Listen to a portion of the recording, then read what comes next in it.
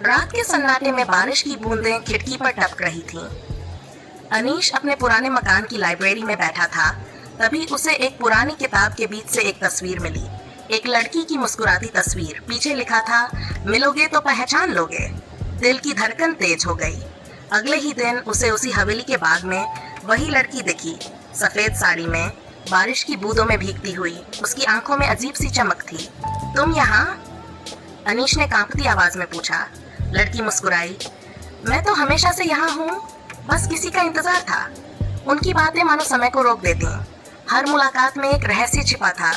कभी वह अचानक गायब हो जाती, कभी खिड़की से सिर्फ उसकी परछाई दिखती। अनीश उसे दिल से चाहने लगा, पर सवाल बढ़ते गए। क्या वह सच में थी? एक रात जब हवेली की दीवारों से अजीब आहटें आईं, उसने किताब खोली। वहां लिखा था, मैं इस हवेली की आखिरी रूह हूँ, अगर प्यार सच्चा हो तो मैं अमर हो जाऊंगी। अनीश की आंखों से आंसू बह निकले। उसने तस्वीर को सीने से लगाया और फुसफुसाया, मेरा प्यार सच्चा है। और तभी हवेली के अंधेरे में रोशनी भर गई। रोशनी फैलते ही हवेली के कमरे बदलने लगे। जर्जर दीवारें चमकदार हो गई और हवा में गुलाब की महक घुल गई। अनीश हैरान था, मानो सदियों की नींद से कोई जाग उठा हो।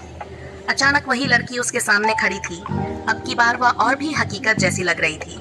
उसकी आंखों में नमी थी, पर होंठों पर हल्की मुस्कान। तुम्हारे प्यार ने मुझे मुक्ति दी, उसने धीरे से कहा।